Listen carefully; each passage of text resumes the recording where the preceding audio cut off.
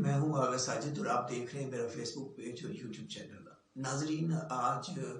بھٹو کے نام کی وجہ سے آصف علی زرداری پاکستان کے 14ویں صدر منتخب ہو گئے۔ آج سے 44 سال قبل جس شخص نے بھٹو کو پھانسی دی، تختہ دار پر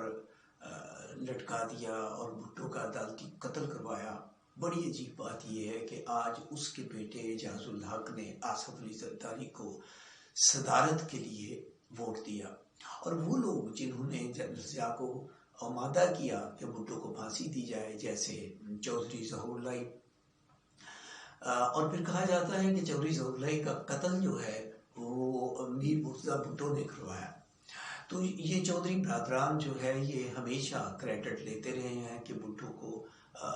پھانسی دلوانے میں ہمارا بڑا کردار رہا ہے۔ چودھری شجاعت تو اس قلم کو جس سے بھٹو کو کی موت کا فیصلہ لکھا گیا تھا، مولوی مشتاق نے لکھا تھا، وہ اپنی اس ایچکن پہ لگایا کرتے تھے۔ آج ظہور لائی کی اولاد نے آصف علی زرداری کو ووٹ دیا، اور پھر وہ لوگ جنہوں نے بھٹو کی موت پر مٹھائی بانٹی، مبارکبادیں دی، اور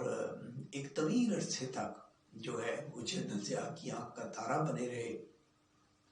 انہوں نے بھی آصف علی زرداری کو ووٹ دیا۔ شہباز شریف صاحب، نواز شریف صاحب یہ تحریک استقلال میں تھے، اور اصغر خان جو ہے وہ بھٹو کے شدید اور کٹر مخالف تھے۔ تو یہ سب لوگ جو ہیں وہ بھٹو کی موت پر شادیاں بجاتے رہے۔ تو شہباز شریف صاحب کے بارے میں تو بھی آپ کو پتہ ہی ہے، ابھی چند سال پہلے کی بات ہے، وہ کہا کرتے تھے کہ میں اس کو آصف علی زرداری کو لاہور کی سڑکوں پر گھسیٹوں گا، اس کا پیٹ پھاڑ کر لوٹی ہوئی دولت جو ہے وہ نکلواؤں گا، اور اس کو میں چوک پر الٹا لٹکا دوں گا، اور اگر میں ایسا نہ کر سکا تو میرا نام ہی بدل دینا۔ لیکن آج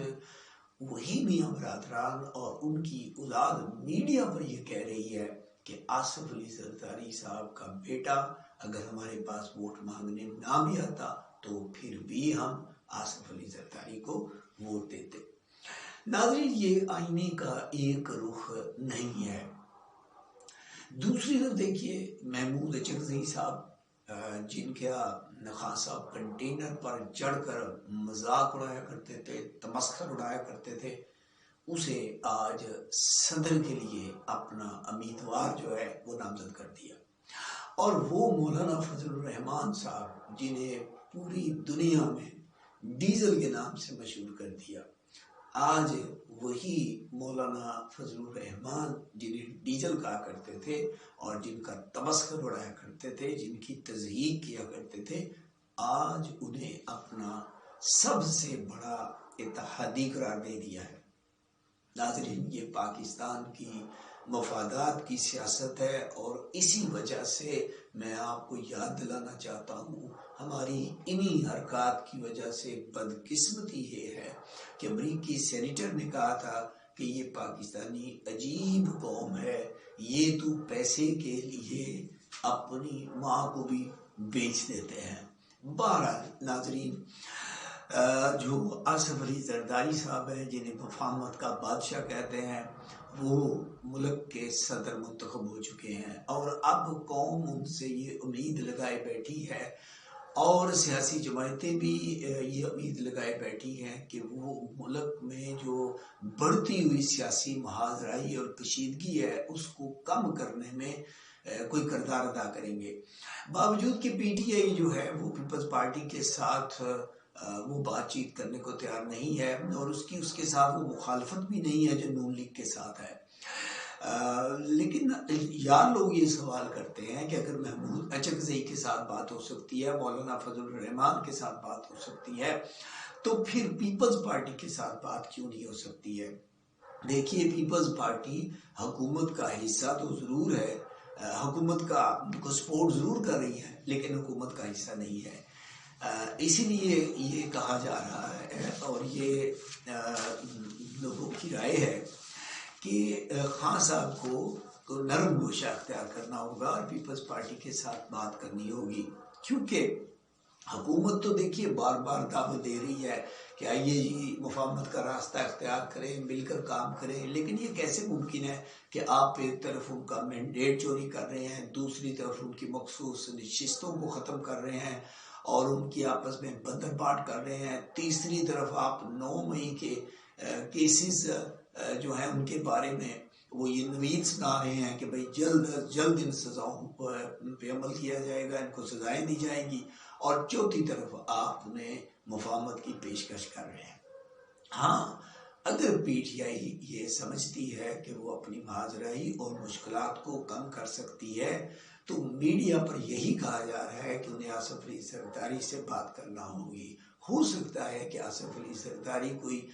پارلیمان میں آل پارٹیز پارلیمانی کمیٹی بنا دے جس کا چیئرمین وہ محمود اچکزئی یا مولانا فضل الرحمان کو مقرر کر دیں اور ان سے کہیں کہ بھئی وہ آپ ان سیٹوں کی تحقیقات کریں جن سیٹوں پر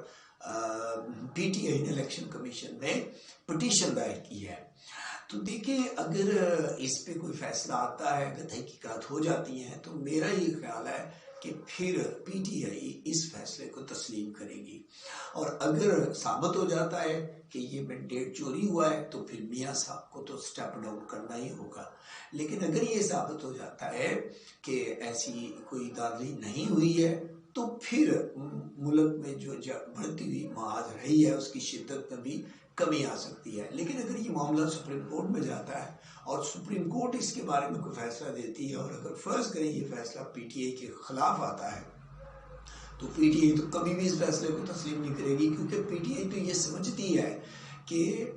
جو ان کا مینڈیٹ چوری ہوا ہے اس کے پیچھے جو ہے وہ الیکشن کمیشن ہے اور اس کے پیچھے قاضی صاحب ہیں، تو وہ تو ان کو ذمہ دار سمجھتی ہے، لہٰذا یہ کیسے ممکن ہوگا کہ وہ اس فیصلے کو تسلیم کریں اور بڑھتی محاذ رہی جو ہے وہ کم ہو سکے۔ لہٰذا واحد حل یہی نظر آ رہا ہے کہ پارلیمان میں کوئی کمیٹی بنائی جائے اور اس کے لیے صدر صاحب سے، زرداری صاحب سے بات کی جائے،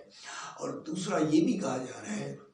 کہ اگر بشریٰ بی بی کو بنی گالہ میں نظر بند کیا جا سکتا ہے تو پھر خان صاحب کو کیوں نہیں، خان صاحب کو بھی وہاں سے نکالنا چاہیے اور ان کو بھی بنی گالہ میں نظر بند کیا جانا چاہیے جب تک کہ کوئی فیصلہ نہیں ہو جاتا ہے۔